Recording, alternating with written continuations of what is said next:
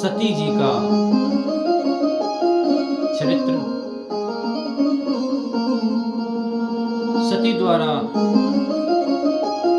भगवान शंकर का पाणी ग्रहण और दक्ष का आविर्भाव, ये देवहूति के कर्दम के वंशज ही हैं, कर्दम की वंशावली है। आकुति के वंश का हमने सुना वर्णन।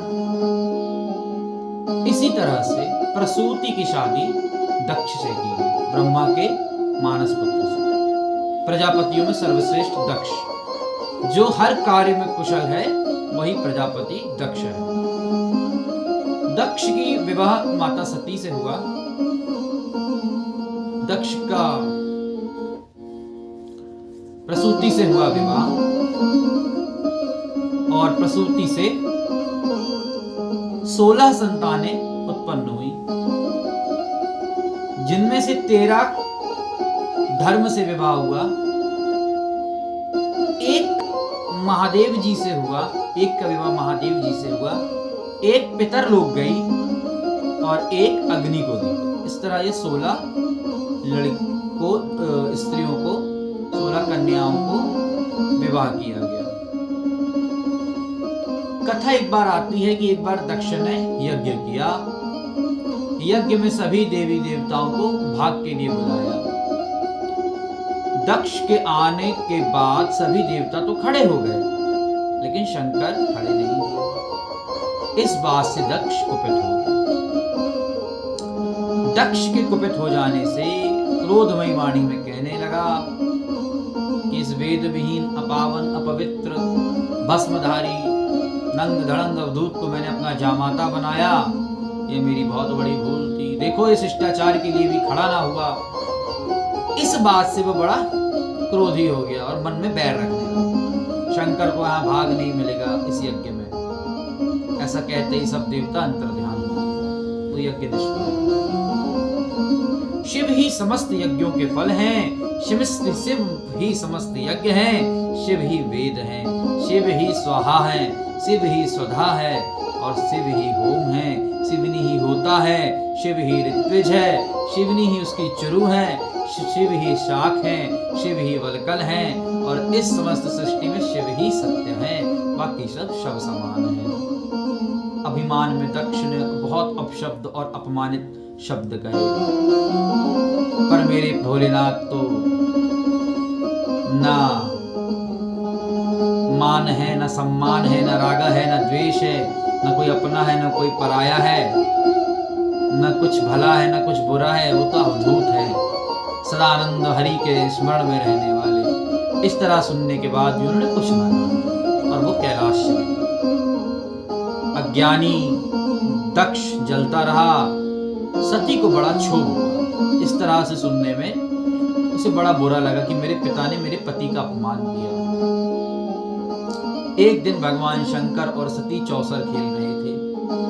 उसी समय सभी देवता अपने अपने वाहन को लेके जा रहे थे। विष्णु गरुड़ में, ब्रह्मा हंस में, इंद्र ऐरावत में आदि बड़े बड़े विमान सज के, देवताओं के, गंधर्वों के, यक्षों के, मरुदगण के, अर्यमा के और सुरों के जा रहे हैं। सबको खबर दी उस यज्ञ की, लेकिन शंकर को उसकी खबर नहीं दी गई। भगवान शिव से द्रोह इतना हो गया कि उसे यह भी न ज्ञात रहा कि वो जामाता है। दामाद के नाते तो खबर दे देता। पार्वती ने पूछा, हे विश्वात्मन विश्वंभर बाबा विश्वनाथ जी, हे भोलेनाथ, हे महाकाल, हे महेश्वर भगवान शंकर, हे स्वामी, ये कहाँ जा रहे हैं? आज कुछ उत्सव है। आज किसका कहाँ उत्सव है जो सब जा रहे हैं? तो उन्होंने कहा, देवी तुम्हारे पिता दक्ष प्रजापति ने मुझे नीचा दिखाने के लिए यज्ञ का आयोजन किया है। उसी में सभी देवता भाग लेने जा रहे हैं। सभी को निमंत्रण दिया, लेकिन मुझसे बैर भाव रखने के कारण उसने मुझे निमंत्रण नहीं दिया। इसलिए हे सती, तुम्हें भी वहां नहीं जाना चाहिए। सती ने कहा, मैं परिमार्जन करने जाऊंगी। हे देव, मैं इसका परिमार्जन करूंगी। मेरे पिता से इतनी बड़ी भूल कैसे हो गई। शंकर जी ने कहा, देखो देवी, मैं फिर से कह रहा हूं कि पिता के घर बिना बुलाए नहीं जाना चाहिए। अपने मित्र के यहाँ, पिता के यहाँ जहां पर बिना बुलाए जाते हैं तो अपमान सहना पड़ता है, फिर मंगल नहीं, फिर अमंगल को न्योता देना। अब शिव तो सब जानते हैं, सर्वज्ञ हैं, अब रोक रहे हैं, लेकिन भावी मैट नहीं पा रहे, विधाता की करनी जानी नहीं जाती। इस हेतु से शंकर जी की बात न मानकर सती यज्ञ को चल जा रही थी। तभी भगवान शंकर ने कहा, रुको, गण प्रेतों को लेके जाओ, वहां कोई अप्रिय घटना न घटे। नंदी, तुम माता के साथ जाओ। नंदी, भृंगी, श्रृंगी आदि शिवगण अपना लेके चले।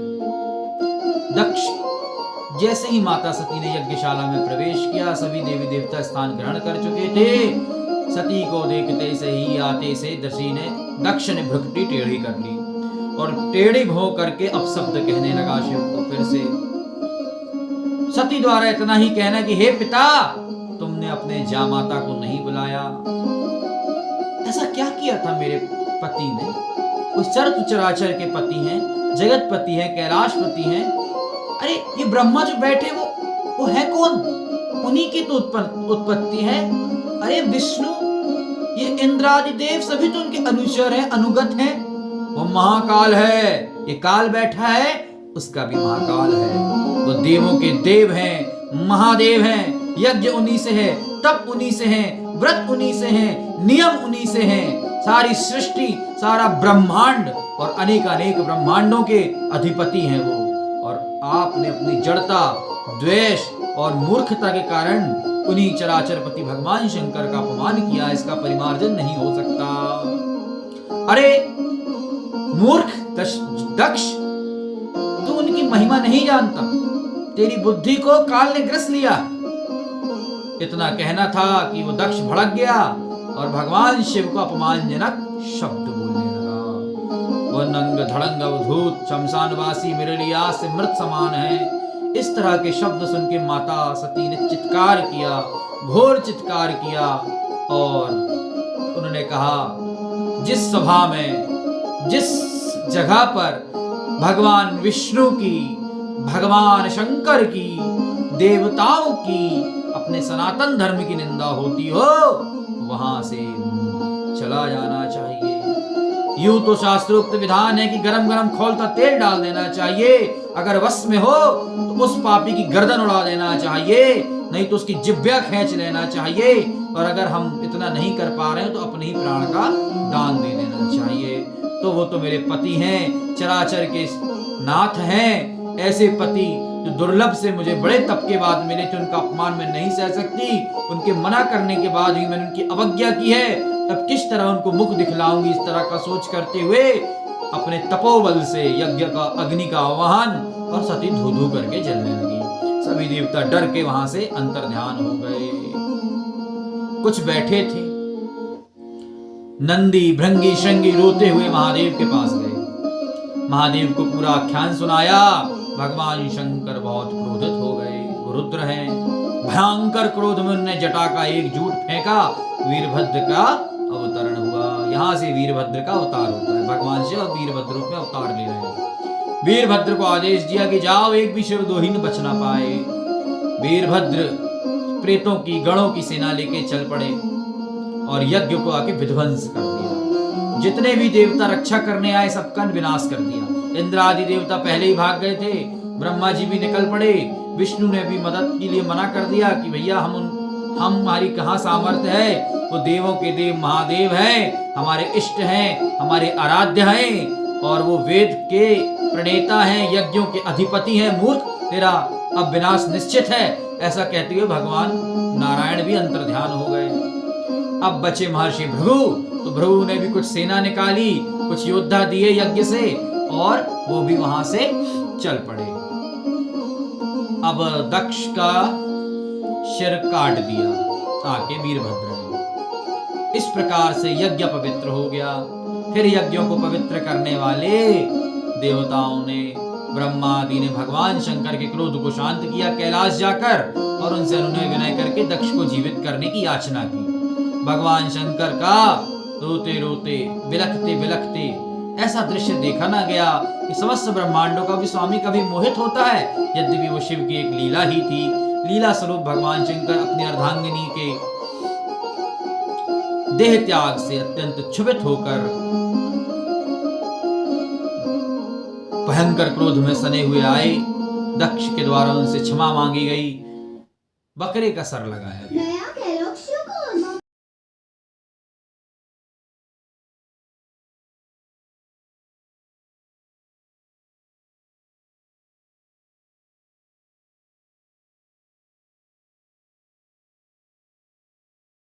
बहुत सुंदर स्त्री के रूप में मलयध्वज नामक राजा से के यहाँ उसका विवाह हुआ। बाहिर्मुख, तो इस तरह से बाहिर्मुख की कथा है। बाहिर्मुख कई प्रसंग हम सुन रहे हैं, बाहिर्मुख की कथा सुना रहे हैं कि तुमने जो 1000 पशुओं को मारा था, उसी तरह से कथा आगे बढ़ रही। पुनरंजन नाम की पुनरंजन स्त्री बना, राजा हुआ मलय जी।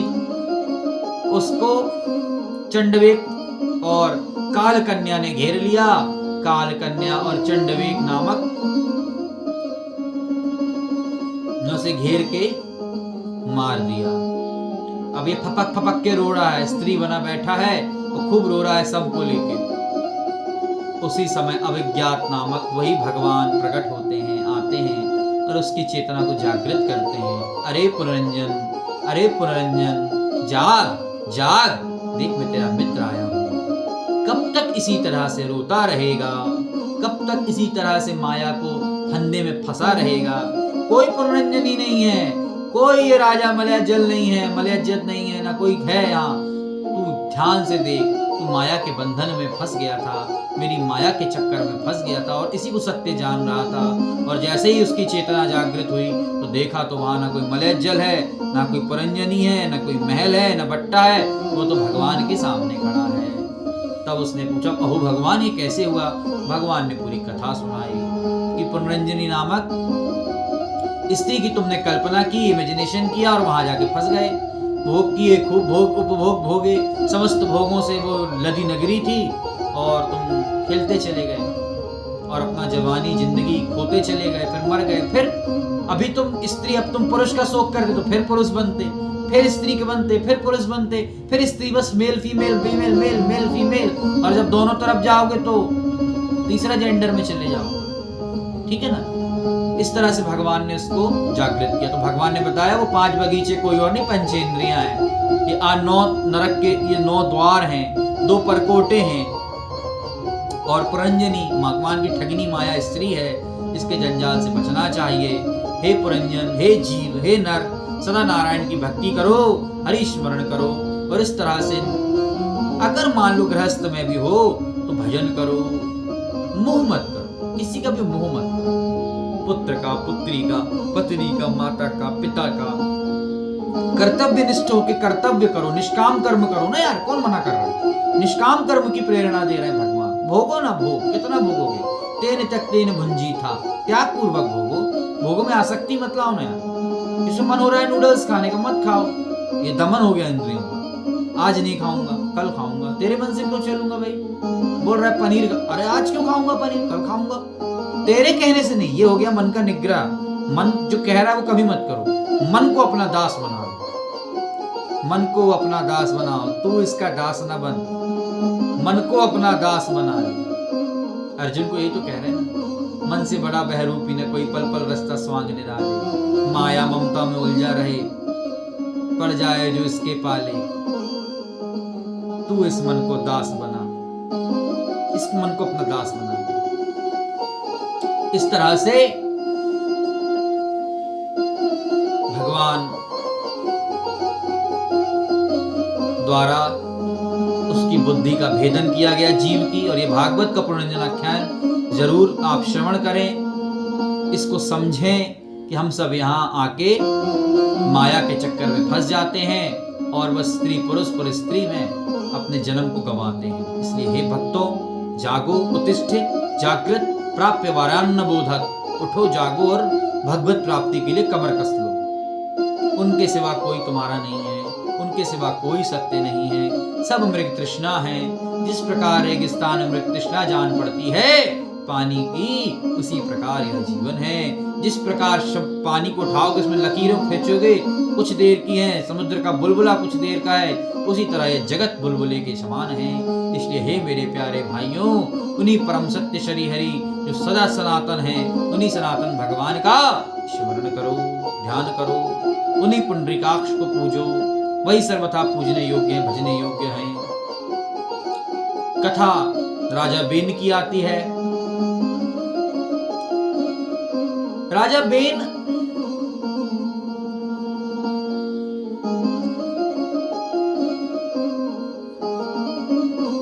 बाहर मुख की जो कथा चल रही है ना, उसी का एक कैरेक्टर है राजा बेन। अंग प्रदेश के एक राजा थे, अंग देश के राजा, उन्हीं का लड़का था बेन। अंग की भी कथा आती है, संक्षेप में सुनाऊंगा, कथा प्रसंग बहुत बड़े बड़े हैं क्योंकि ये तो अंग प्रदेश के राजा भी ध्रुव के वंशज हैं, ध्रुव परंपरा में चले आ रहे हैं। तो अंग देश के जो राजा हैं, उन्होंने बहुत यज्ञ किए, बहुत तप किए, बहुत व्रत किए, लेकिन बच्चा नहीं हो रहा था। समझ रहे हो ना, बच्चा नहीं था। बहुत सुखी समृद्ध राज्य था, लेकिन पूर्व उनको यज्ञ किया गया तो देवता आदि भाग लेने नहीं आए। तो उन्होंने पूछा ब्राह्मणों, ऐसा क्या हो गया कि देवता भाग लेने नहीं आ रहे? तो उन्होंने कहा कुछ अपराध होंगे, इस जन्म के तो नहीं देखते, पिछले जन्म के कोई पाप जरूर होंगे तभी नहीं आ रहे। अब एक काम करो, यज्ञ से बच्चे की कामना करो। यज्ञ देवता, यज्ञ नारायण है, नारायण आए तो सब आ जाएंगे। इस तरह से उसने कामना की एक पुत्र की। यद्यपि उसके प्रारब्ध में पुत्र नहीं था, लेकिन यज्ञ किया तो पुत्र मांगा, लेकिन कैसा होगा अभी तो कोई नहीं जानता था। तो यज्ञ आया, यज्ञ से नारायण प्रकट हुए, खीर दी और कहा अपनी पत्नी को खिला दो। पत्नी यद्यपि स्वभावक दुष्टा थी, खिला दिए। अब खिला तो दिए, राजा बेन आया। वो छोटा सा बालक बड़ा दुर्दांत दस्यु निकला। पैदा होते से ही उत्पात शुरू कर दिया, मारना पीटना, दासियों को घसीटना, वहां छोटे बच्चों का सर फोड़ देना, आंख निकाल लेना, सिंहों को मार देना, किसी को भी मार देना, किसी भी प्रहरी को चटकनी ले लेना, घर का सामान तोड़ फोड़ कर डालना, अपने पिता को घसीट डालना। इस तरह के दुष्कृत्य वो माला करता रहा। और अंग प्रदेश के उस राजा अंग ने कहा, बड़ा पूत कपूत तो का धन संचय, पूत सपूत तो का धन संचय, इससे अच्छा तो मैं कपूत ही होता। ऐसे बेटा जिंदगी में किसी को ना दे, इससे अच्छा तो ब्रह्मचारी रह जाओ, इससे अच्छा तो बिना औलाद के रह जाओ। ऐसे सर्वनाशी औलाद से अच्छा तो बे औलाद अच्छे। वो लोग बड़े भाग्यशाली हैं जिन्हें औलाद नहीं होती। इस तरह कहते हुए जंगल को निकल गए और प्राण त्याग दिए। अब बैन का अत्याचार बढ़ने लगा। वो तो साथ मंत्र कोई नहीं लेगा, पूजा पाठ कोई नहीं करेगा, हम ही सबके भगवान हैं। हिरण्यकश्यप जैसा उसने सब वैसा ही सिस्टम जमा दिया। अब ब्राह्मणों को बड़ी चिंता हुई। ब्राह्मणों ने गोष्ठी की, ऋषियों ने, महात्माओं ने, चलो उसको समझाने गए। उल्टा समझाने लगा कि तुम मेरे अधीन हो, तुम मेरे को सिखाते हो, अभी तुम्हारे प्राण हर लूंगा। एक होता है राजदंड और एक होता है ब्रह्मदंड। तो जो राजगुरु होते हैं उनके पास ब्रह्मदंड होता है। जो राजा बैठता है ना, वो राजदंड लेके बैठता है, 8 वसु उसके अधीन होते हैं। लेकिन जो ब्रह्म ऋषि होते हैं उनके पास ब्रह्मदंड होता है।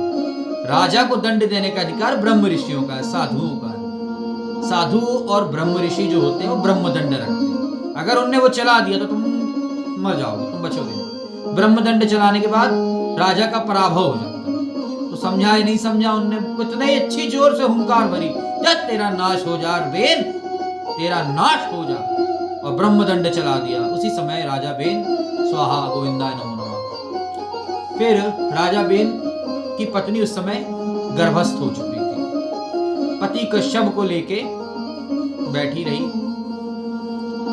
अब ऋषियों ने विचार किया कि इसके ध्रुव जी का वंश है भैया, और ऐसे नाश ना होने पाए, इसलिए उसके पांव को मथने लगे। पांव को जो ही मथा तो एक बौना पैदा हो गया।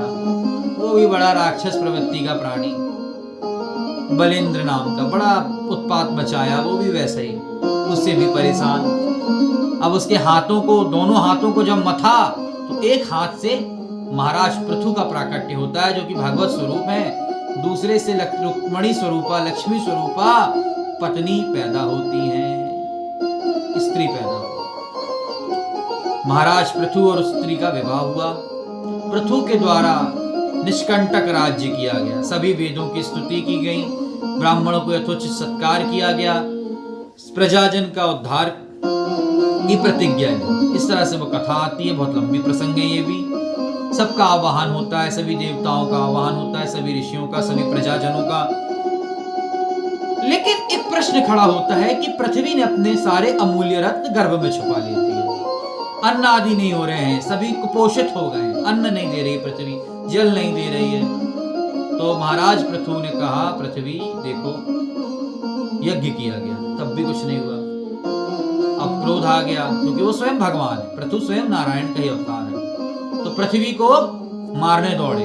पृथ्वी ने गौ का रूप ले लिया, गौ का रूप लेके यहाँ वहां भागने लगी। तदंतर लोकों में 14 भुवनों में दौड़ाई, कोई रक्षा नहीं किया, स्वयं नारायण तलवार लेके पीछे दौड़ रहे हैं। इस तरह से आके उनके चरणों में गिर गई कि मैं तो स्त्री हूँ, अबला नारी हूँ, अब मुझे क्षमा कर दो। भगवान ने कहा क्षमा कर देंगे, एक शर्त है, ये अपने रत्न निकालो, फसल दो, पानी दो। बोले हम तो एक काम करें प्रभु, आप अपार सामर्थ्यशाली हैं, मथ दीजिए इस धरती को। तो पृथु द्वारा इसे मथा गया, दुहा गया, मेरे को धो दीजिए, दोह दीजिए, गौ बन गई, दोहन कर लीजिए। एक का संकेत समझो कि पहले पहाड़, नदियां, जम्बू तमाल, पाकर रसाल क्षीण हो गए, तो उसे फिर से पृथु भगवान ने उत्पन्न किया। तो ऋषि आए तो अमृत ले गए, ऋषि आए तो गैया का दूध के रूप में यज्ञ ले गए, बल ले गए। इसी तरह यमराज आए तो काल ले गए। सभी चतुर जो जो को आया दो दो, और पृथ्वी से अमूल्य रत्न निकाले। पृथ्वी अन्न देने वाली हुई, सुगर्भा हुई, और सभी लोग आपसी प्रेम में रहने लगे। इस प्रकार भगवान पृथु ने कई वर्ष तक अखंड निष्कंटक राज्य किया। देवर्षि नारद का आना, पांचरात्र ज्ञान का कहना, पांचरात्र की कथा भी इसी में आती है। इस प्रकार से भगवान पृथु अब तप करके, सनकादिक को उपदेश करके, सनकादिक से उपदेश सुन के इत्यादि कथाएं आती हैं, और अब वो महाप्रयाण कर रहे हैं, धराधाम को छोड़ के वैकुंठ की ओर गमन कर रहे हैं। इसी के बाद प्रचेताओं की कथा आती है। 10 प्रकार के प्रचेता हुए। प्रचेताओं द्वारा मुक्ति पंथ पूछा गया, भगवत पंथ पूछा गया नारद से। नारद द्वारा उन्हें पांचरात्र ज्ञान दिया गया कि यह सब माया कर परिवार, प्रबल अमिट को बरने पारा, ये सब माया का परिवार है, ये सब झंझट है। बहुत बड़ी कथा है। उनके पुत्र होते हैं, धर्मादि, यज्ञ आदि, बहुत सारी कथाएं आती हैं प्रचेताओं की। 10 प्रचेता हैं, दक्ष के ही वंशज हैं सब प्रचेता, दक्ष के वंशज हैं, प्रजापतियों के, रुचि नाम के प्रजापति, उन्हीं के वंश में सब आते हैं। 10 प्रचेता 10 दिशाओं के प्रतीक हैं। ये जो 10 दिशाएं, हम 10 नैऋत्य कोण, नैमित्त कोण, उत्तर, दक्षिण, पश्चिम, उत्तर, ये सब प्रचेता हैं। प्रचेताओं का कंट्रोल है इन दिशाओं में। इस तरह से नारद द्वारा उन्हें महाज्ञान कराना, ज्ञान कराना, भगवान की महिमा का ज्ञान कराना। प्रचेताओं द्वारा एक बार एक नदी सरोवर में गए, वहां भगवान शंकर अपने गण प्रेतों के साथ सरोवर से निकल रहे थे। तो पूछा, हे शंकर जी, भगवान आपके दर्शन पाके हम कृतकृत्य हुए हैं, हमें कुछ ज्ञान दीजिए। तब शंकर जी ने उन्हें ज्ञान दिया कि देखो भैया, ये सारी सृष्टि, ये सारा ब्रह्मांड श्री हरि की सृष्टि है, हरि के द्वारा उद्गमित होती है। जीव आता है और बद्ध हो जाता है, बंध जाता है माया मोह के चक्कर में। तो सबसे सुलभ काम है हरि का भजन, तप करके, व्रत करके, नियमों द्वारा छूट जाना। इस प्रकार सुनते हुए उन्होंने 10,000 वर्ष की तपस्या की है। भगवान श्री हरि 10,000 वर्ष बाद प्रकट हुए हैं। बहुत से मनुहार किए हैं, हरि ने लीलाएं की हैं, उनके साथ बहुत काल बिताया है। अब प्रचेता तो चाह ही नहीं रहते हरि जाए। हरि ने उनको वरदान दिया, जाओ खूब भोग भोगो, खूब सृष्टि रचो, खूब सृष्टि को आगे बढ़ाओ, अंत काल में हमारे वैकुंठ आ जाओगे, हमारी माया तुमको नहीं व्यापेगी। इस तरह प्रचेताओं का आख्यान है, प्रचेताओं का वैकुंठ गमन है, और यहाँ से चतुर्थ स्कंद समाप्त होता है। पंचम स्कंद की कथा प्रारंभ होती है राजा प्रियव्रत की, जिसने प्रीता का व्रत लिया, जिसने जब मनु महाराज द्वारा उत्तानपाद और प्रियव्रत दो थे। प्रियव्रत ने पहले क्या किया, कह दिया था ब्रह्मचर्य धारण, उत्तानपाद ने सृष्टि संभाली। प्रियव्रत प्रेता का व्रत, हरि का सबसे बड़ा भक्त भी हुआ, नारद जी से उपदेश सुने, लेकिन सृष्टि में कोई इंटरेस्ट नहीं है। फिर मनु द्वारा उपदेशित किया गया तो सृष्टि में इंटरेस्ट आ गया। अब एक भार्या हुई, पत्नी हुई, उससे संतानें पैदा कर दी। रैवस, तमस, रैवत नाम का मनवंतर हुआ, तमस नामक मनवंतर हुआ। ऐसे 3 पुत्र हुए, कई कन्याएं हुई, कई पुत्र हुए। यद्यपि जो धर्म के हम अभी जो देखते हैं, दान, सत्य, दान, तप, ये सब उसी के पुत्र हैं, उसी की कला उसमें आता है। रैवत मनवंतर, रैवत की पुत्री रैवती, ऐसे काकुद, उसका नाम काकुद भी होता है, रैवत को काकुद भी बोला जाता है। उसकी पुत्री रेवती होगी उस मनवंतर में, उस काल में।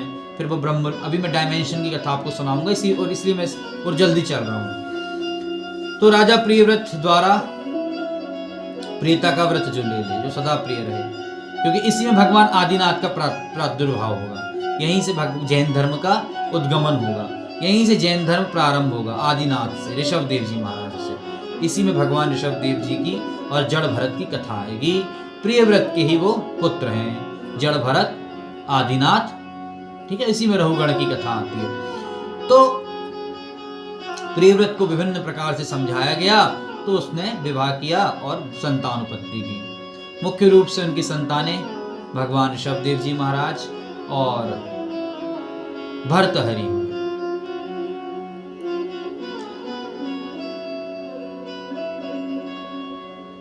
मैं भरत कहूंगा, भर्तहरि बाद में, उनके तीसरे जन्म की कथा है भर्तहरि की। तो भरत हुए, जिनसे इस देश का नाम भारत पड़ा। आदिनाथ जी के वैराग्य का चैप्टर है पूरा।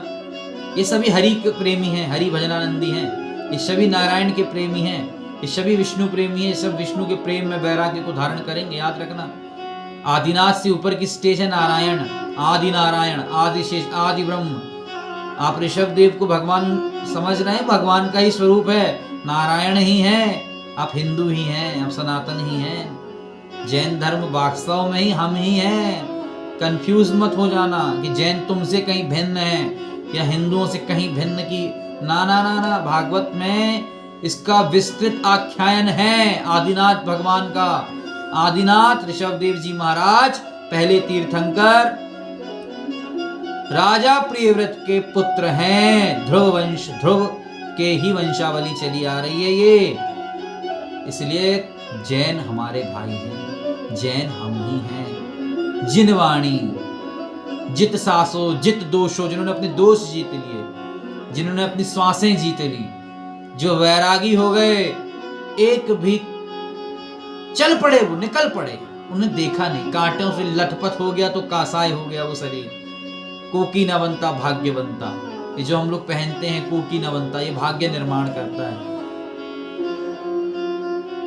कोकीन धारण कर लेना, भगवा धारण कर लेना, ये भाग्य बना देता है। सब धारण नहीं कर सकते। कोकी न बनता भाग्य बनता, भाग्य बना देता है। तो आदिनाथ जब चल पड़े, भोगे, सब कथाएं हैं, लंबी प्रसंग है। मैं आपको संक्षेप में कथाएं भी सुना रहा हूं, क्योंकि मुझे डायमेंशन पे चर्चा करना है, मल्टीवर्स पे चर्चा करना है। इसलिए आदिनाथ जी भगवान ने संसार को तुच्छ जानकर, माया जानकर, भोग जानकर वो निकल पड़े। और निकल पड़े तो ऐसे निकले कि लताएं बात कर रही हैं, वनस्पतियां बात कर रही हैं उनके त्याग को देख के। सुखदेव महाराज जैसे ही वैराग्य के चक्र चूड़ामणि हैं हमारे आदिनाथ जी ऋषभदेव जी महाराज। जंगल जंगल जा रहे हैं, कांटे उनसे लिपट रहे हैं, इतना भी भान नहीं है कि ब्लड गिर रहा है।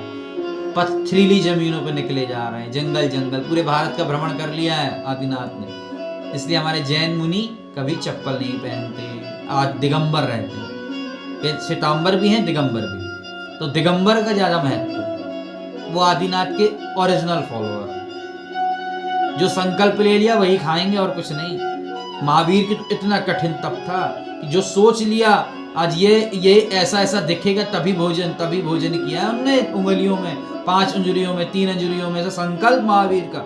ऐसे महा तपी हुए हैं। जिन्होंने एक दिशा और दशा तय की मानव जीवन की। और हम जैसा कामी लंपट धूर्त चांडाल कोई होगा? हम तो क्या है, पापीस तो हैं। हम कहाँ महावीर बन सके, आदिनाथ बन सके, ऋषभदेव बन सके? हम तो पुरंजन है ना, पुरंजन, पुनरपि जन्मम, पुरा जन्मम सा पुरंजना। स्त्री में इतने आकृष्ट हैं, स्त्री ही तो स्त्रियां चल रही हैं। क्या है, हमारा ध्यान कहाँ है? पुरुष का ध्यान स्त्रियों के प्रति आकृष्ट है, स्त्रियों का ध्यान पुरुषों के प्रति है। और ये है भी, होना भी चाहिए, लेकिन एक समय तक, एक काल तक, एक कालखंड तक। ये नहीं कि अब जरा अवस्था को प्राप्त कर रहे हैं तो भी काम में ही फंसे हैं। इसके एक पुरुषार्थ है ना, धर्म अर्थ काम मोक्ष। धर्म तो जान लो पहले, धारयति धर्मा, तो धारण करने योग्य वही धर्म है। तो जब धर्म का ज्ञान हो जाए तो अर्थ, इकोनॉमिक्स पढ़ो, अर्थ कमाओ, खूब पैसा कमाओ, कौन मना कर रहा है? अब अर्थ कमा लियो तो काम भोगो।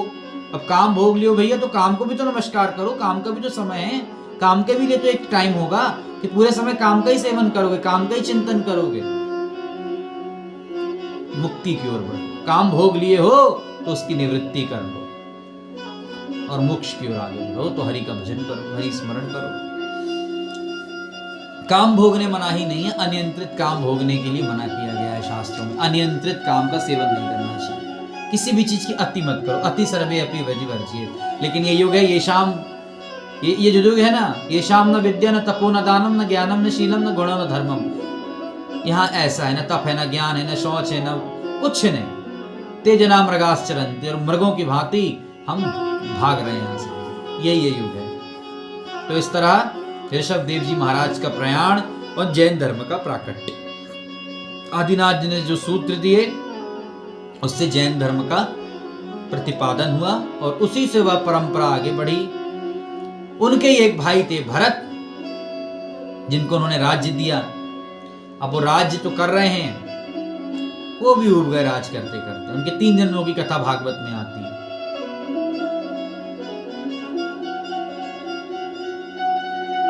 3 जन्मों की कथा है। तो एक बार ब्राह्मण परिवार में जन्मे हैं, एक बार छात्र कुल में जन्मे हैं, और एक बार हिरण में चला गया था मन, तो हिरण बन गए थे। अब यहां वाले जन्म की कथा सुनो। यहां पे मोह हो गया, बड़ा परिवार में तो फंस गए झंझट में। तो इस जन्म का तो उनको ज्ञान था, तो दूसरे, क्योंकि भागवत प्रेमी थे, भागवत भजनानंदी थे, ध्रुव के परिवार से ही हैं, तो बड़ा भगवान का अनुग्रह भी है, अवैत की कृपा भी है। जन्म का ज्ञान था, तो क्या बना, जिस परिवार में ये थे तो ना कुछ काम करते ना धंधा करते, बैठे रहते, मौन चुप, अंतर्मुखी हो गए थे, आत्माराम हो गए थे। आत्माराम एक अवस्था है, शिव को आत्माराम, ये जो बड़े बड़े योगी ने आत्माराम कहने कहा है, महाभागवत, महाभाग, आत्माराम हो गए। अब आत्माराम में हो गए, अब कुछ चिंता ही नहीं, कोई कुछ बोले फर्क ही नहीं पड़ रहा, निठल्ले हो गए। तो खेत के लिए कहा, भैया जरा खेत देखना, फसल लगी है। परिजन बंधु बांधवों ने, कहीं जा रहे हैं। अब भैया देखते क्या है कि ये तो बैठे हैं, पूरा खेत चिड़िया खा रही हैं। भाई आया, अरे भैया तुम्हें तो कह गए थे देखने, तुमने तो निपटा दिया पूरी फसल। तो बोलते हैं, राम जी की चिड़िया, राम जी को खेत, दाना खाओ चिड़िया भर भर पेट। इस तरह से चिड़ियों को जिवा दिया कि सब प्रभु का है, सब भगवान का है, खाने दीजिए, खिलाने वाले राम, खाने वाले राम। अरे भैया परिवार ने इनको निकाल दिया। अब ये चले गए बाहर, कुछ नहीं करते, बाहर बैठे रहते, जो मिलता पा लेते और हरि का गुणगान करते रहते। ये इस जन्म की कथा है। अब बाहर तो निकले, लेकिन एक मृग छोना पे मन चला गया, मृग पाल लिया। जंगल में जाके भी एक मृग पे आसक्त हो गए, उस मृग का ध्यान, वो खा रहा है, पी रहा है, नहीं है, क्या है। तो वही अंतिम समय जब प्राण छूटे तो मृग बन गए। अब मृग बन गए तब भी ज्ञान था, हिरण बने तो। अब उस समय परम भागवत अवस्था, हरि स्मरण करके ने फिर से एक बार मानव की योनि मिली। तो ये उज्जैन के राजा विक्रमादित्य के भाई भर्तहरि बने। यही भर्तहरि हैं। जो आप उज्जैन जाते हो, भर्तहरि की गुफाएं घूमते हो ना, ये वही है। ये इस भर्तहरि अवस्था में, जो भर्तहरि नीति शतकम है, ये लिखने के बाद नाथ पंथ उस गुफा में रहते हैं, नाथ से दीक्षा लेके फिर ये मुक्त हुए हैं। इतनी लंबी कथा है ये। इस तरह से ये कथाएं पंचम स्कंद की आगे बढ़ती हुई, और इसी में मैं आपको 3 कथाएं बीच में जोड़ रहा हूं। मल्टीवर्स कि कहां कहां मल्टीवर्स का नॉलेज आया है। हमारे शास्त्रों में जो विज्ञान आज कह रहा है कि मल्टीवर्स की थ्योरीज हैं, हमारा विज्ञान आज कह रहा है कि पैरेलल यूनिवर्स है, ये हमारे शास्त्रों ने आज से हजारों लाखों साल पहले ऋषियों ने लिख दिया है, श्रुतियों ने गा दिया है, वेदों ने बता दिया है। कैसे? सबसे पहली कथा रामायण में आती है। इससे पहले भी सतयुग में कथाएं हैं, लेकिन मैं रामायण, ऑथेंटिक रामायण की कथा सुना रहा हूं कि एक बार हनुमान जी ने, जब भगवान के महाप्रयाण का काल आ रहा था, तो कहा ये काल यहाँ प्रवेश नहीं कर सकता। तो राम जी ने माया रची और एक अंगूठी नीचे गिरा दी धरती फाड़ के। हनुमान जी को बुलाया, जाओ भैया अंगूठी ले आओ। अंगूठी लेने गए पाताल, छोटा सा रूप बना के अपना गए। तो नीचे, सबसे नीचे वासुकी लोग, वासुकी थे रसातल में। तो वासुकी से पूछा भगवान राम की, वो आई अंगूठी दे दो जरा। उन्होंने कहा वो देखो वहां ढेर लगा है, कौन से राम की है वो देख लो। कौन से राम? क्या बता रहे हैं महाराज? कौन से राम? एक ही तो राम है। अरे नहीं भैया, हर कल्प में, हर मनवंतर में, हर युग में एक राम आते हैं। कई यूनिवर्स में उनकी लीलाएं चल रही हैं, ये वासुकी कह रहे हैं। एक यूनिवर्स की बात नहीं है, कई यूनिवर्स में कई राम हैं। मल्टीवर्स, ये है मल्टीवर्स की थ्योरी। तो यानी राम, जो वो अंगूठियों का ढेर देखा तो एक पहाड़ बना हुआ है। अब वो कब से राम की अंगूठी गिर रही होगी, आप कल्पना कर लीजिए कि हमारे मल्टीवर्स एक का नहीं है, वो कई यूनिवर्स, कई बार राम इस धरा में आ रहे हैं, कई बार राम आ रहे हैं, कई बार त्रेता में राम आएंगे, और वो फेंकते जाते, बोले आपको रिमेम्बर कराने के लिए रखते हैं, हर बार आप आते हैं अंगूठी के लिए। तो एक चीज ये भी जान लो कि तुम कई जगह में हो, मल्टीवर्स में तुम हो, एग्जिस्ट करते हो डायमेंशनल में। साइंस तो 11 डायमेंशन बोलता है, मैं 64 डायमेंशन बोल रहा हूँ। आपकी साइंस अभी 11 डायमेंशन बोल रही है, और मेरी भागवत, मेरे पुराण 64 डायमेंशन कह रहे हैं, 64 डायमेंशन। पूछो कैसे, कहां से? तो 64 डायमेंशन की कथा आती है भागवत और श्री महाभारत में। कैसे? एक बार जब ब्रह्मा जी कृष्ण से मिलने गए द्वारिका, द्वारिका, द्वारपाल ने रोका, उन्होंने कहा मैं ब्रह्मा हूँ, चतुरानन हूँ, जाके बोलो ब्रह्मा आए मिलने कृष्ण को। कृष्ण ने बोला द्वारपाल से जाओ पूछ के आओ भैया कौन से ब्रह्मा, कहाँ के ब्रह्मा। तो बोले तुम कहाँ के ब्रह्मा? तो बोले हैं कहाँ के ब्रह्मा? अरे हमने तेरे को रचा, तू हमसे पूछता है कहाँ का ब्रह्मा? बोल जाके इस युग के, इस यहाँ के ब्रह्मा है, सृष्टि को रचने वाले, ब्रह्मांड को रचने वाले। तो उन्होंने कहा इस ब्रह्मांड को रचने वाले चतुरानन ब्रह्मा। तो बोले ठीक है अंदर ले आओ। अंदर लाए तो उन्होंने पहला प्रश्न कृष्ण से यही किया कि प्रभु ये कहता है कि कहाँ के ब्रह्मा। तो उन्होंने कहा ठीक बोला। बोले कैसे? तो बोले आओ दिखाएं। तो दिव्य दृष्टि दी तो देखा अनेक ब्रह्मा, पंचामुख, 6 मुख, 50 मुख, 100 मुख, 1000 मुख वाले ब्रह्मा भी हैं, उनकी अलग अलग सृष्टियां हैं। तो बोले सुनो यार, तुम एक ब्रह्मा हो, तुम एक जगह का देखते हो और मैं मल्टीवर्स को देखता हूँ, ठीक है ना। ये अनेक भूमंडल, अनेक जगह मेरी लीलाएं चल रही हैं, कहीं जगह मैं कृष्ण बन रहा हूँ, कहीं परशुराम, कहीं वामन, यही चलता रहता है। तो ये सृष्टि कभी नष्ट नहीं होती, ब्रह्मांड कभी नष्ट नहीं होते, साइकिल चलती रहती है, रिसाइकिल होता रहता है। तुम फिर कभी इंद्र बनोगे, तुम फिर मनुष्य योनि में जाओगे, फिर अगर तुम्हारा ठीक नहीं हुआ तो तुम पतित हो जाओगे। तुम ये मत सोचो कि तुम ब्रह्मा हो, यहाँ आज तुम हो, कल कोई और आ जाएगा। समझ रहे हो ना। इंद्र आदि बदलते रहते हैं, ब्रह्मा आदि बदलते रहते हैं, ब्रह्मा की भी एक रात, उसके बाद उनका अंत हो जाएगा। लेकिन मैं शाश्वत ब्रह्म हूँ, मेरा कोई अंत नहीं होता, मैं निरंतर चिरंतन क्रीड़ा करता रहता हूँ, खेलता रहता हूँ इसी भांति से, और मैं अनेक जगह विद्यमान सत्य हूँ। भगवान ने अपना विराट स्वरूप दिखलाया, अपने विराटता बतलाई, ब्रह्मा जी ने प्रणाम किया और चलते बने। बोले भगवान आपकी माया मुझे ना व्यापे, ऐसा वरदान दीजिए, मतलब अपना पद ना जाए, ब्रह्म पद में हमेशा बना रहूं। बस भगवान से निर्णय विनय करके वो ब्रह्मा निकल गए। बोले ठीक है तुम ही ब्रह्मा रहोगे इस ब्रह्मांड के, जाओ वरदान दे देते। इस तरह से मल्टीवर्स की थ्योरी है ये। एक कथा और आती है, रैवत। मैंने आपको बताया ना 3 मनसपुत्र हुए थे, रैवत बताया था ना, तीसरे नंबर का रैवत था। तो रैवत, ये वही रैवत मनवंतर बने जो, तो अपनी काकुद नाम है इनका, ये अपनी पत्नी, ये अपनी पुत्री रैवती को लेके एक बार ब्रह्मलोक को गए, क्योंकि कोई वर नहीं मिल रहा था। चाक्षु मनवंतर की कथा है, ठीक है। ये वैवस्वत मनवंतर चल रहा है, इसके मनु वैवस्वत है, और वो चाक्षु मनवंतर की कथा है। उसको लेके गए, ठीक है ना, उस मनवंतर में लेके गए ब्रह्मलोक। कई सदियां बीत गई, ब्रह्मा के यहाँ पहुंचे तो वहां नाच गाना चल रहा था, नाच गाना देख रहे हैं, नृत्य चल रहा है ब्रह्मलोक में, सरस्वती वीणा पान कर रही हैं, है ना। तो फिर जब वो खत्म हुआ गायन तो बोले, अरे तुम यहाँ कैसे, ब्रह्मलोक में क्यों आ गए भाई? तो बोले कि हमको ये कन्या को ब्याहना था, कोई मिल ही नहीं रहा है इसकी हाइट हेल्थ का। ब्रह्मा जी ने बोला, यार तुम यहाँ आ गए हो तो सुनो, कितनी चतुर्युगी वहां बीत गई होंगी, कितने हजार वर्ष वहां बीत गए होंगे, क्योंकि टाइम अलग अलग है स्पेस में, कि ब्रह्मलोक का टाइम कुछ और है, इंद्रलोक का टाइम कुछ और है, वैकुंठ का टाइम कुछ और है। वैकुंठ तो टाइमलेस ही है, वहां कोई टाइम एंट्री नहीं है।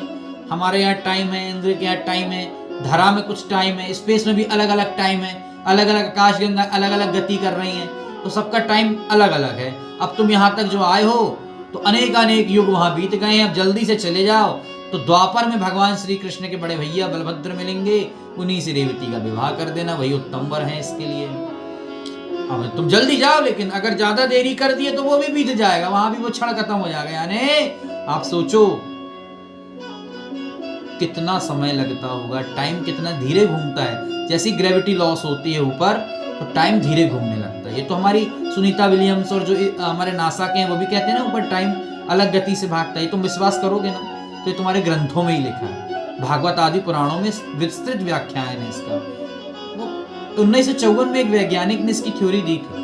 1954 में पहली बार एक वैज्ञानिक ने कहा था, इसको सर्च कर लेना इंटरनेट में आप, मेरी बात में अगर यकीन नहीं है, मैं रिसर्च करके बोल रहा हूँ। मैं खाली वो पंडित नहीं हूँ कि आपको यहाँ वहाँ की बातें सुनाऊं, मैं वो पंडित हूँ जो अपने धर्म, शास्त्र, सत्य, सनातन की बात करूंगा। मैं वही बात करूंगा जो वैज्ञानिकों द्वारा पुष्ट होंगी, जो सनातन द्वारा पुष्ट होंगी, जो धार्मिकता की अंधता में, पाखंडवाद में न जकड़ी हो, यद्यपि वो वैज्ञानिक और विज्ञान घन भगवान की वाणी में सनी हो, जो पूरा विज्ञान है, मैं वही कहूंगा।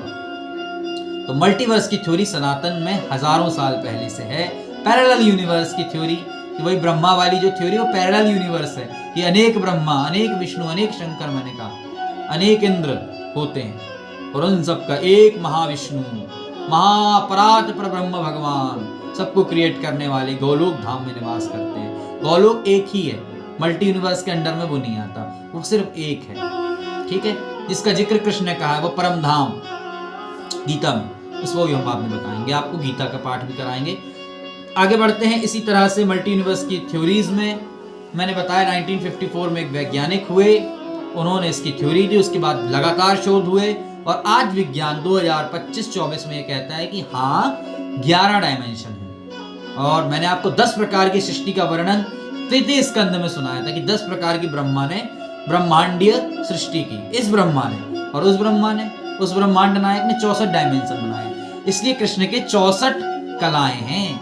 भगवान कृष्ण अपनी 64 कलाओं के साथ आते हैं, पूर्ण अवतार है। आप लोग 16 कला बोलेंगे, नाना राधा जी के साथ उनकी 64 कलाएं हैं, क्योंकि राधा रानी 64 कलाओं के साथ आती हैं। भगवान की अप्रमेतेय, अप्रतिमा शक्ति है वो, भगवान स्वयं ही राधा है, इसमें कुछ वो मत करना।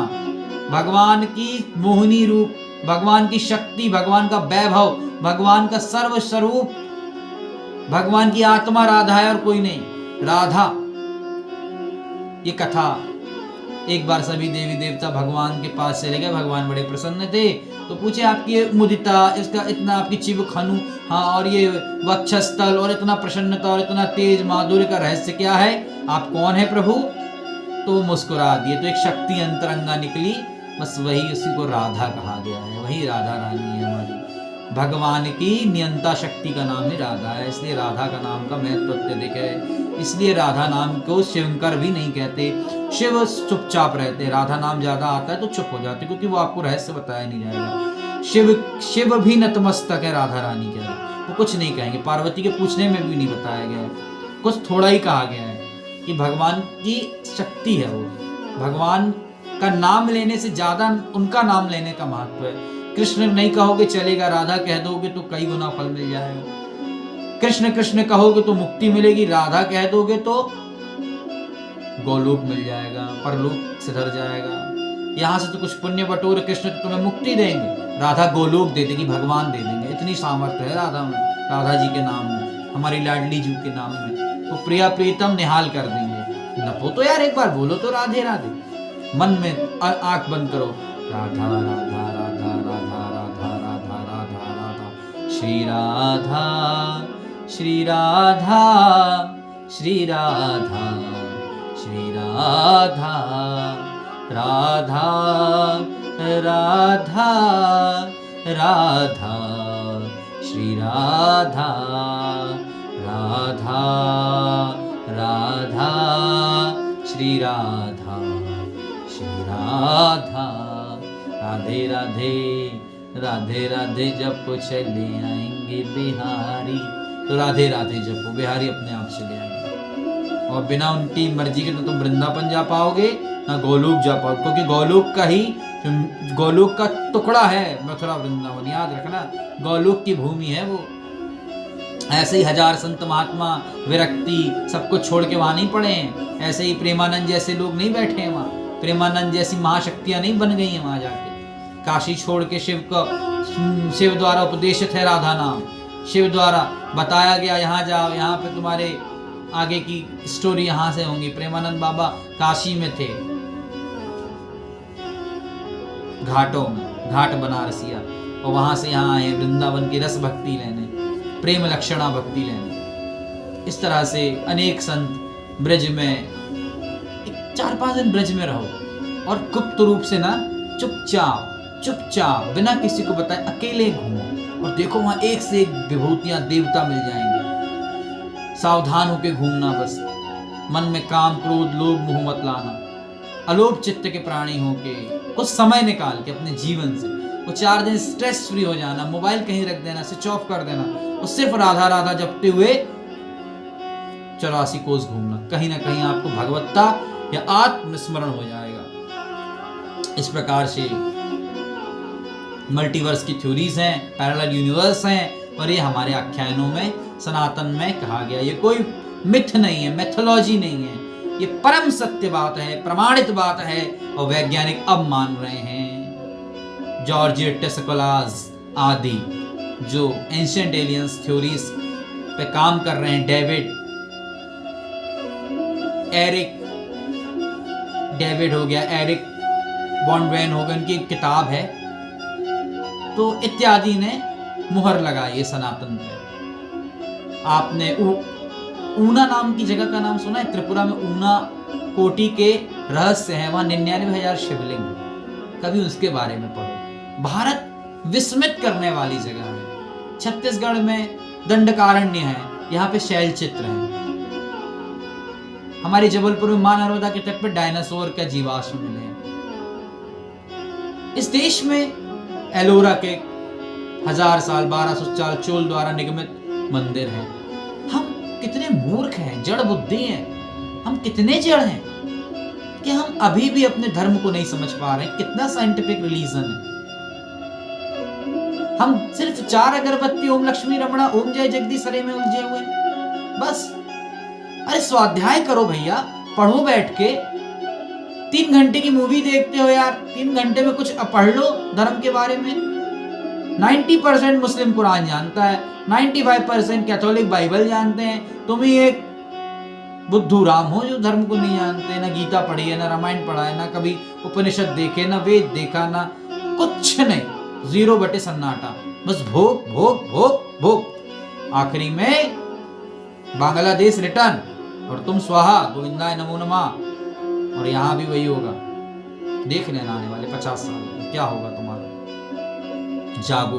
उत्तिष्ठित जागृत प्राप्य वरान्न बोधत। बहुत आने वाला समय खराब है, इसलिए भैया हरि का भजन करो और इस संसार से मुक्त होते चलो। भगवान की कीर्ति फैलाओ, उनका यश गाओ, कथा कराओ, कथा कहो।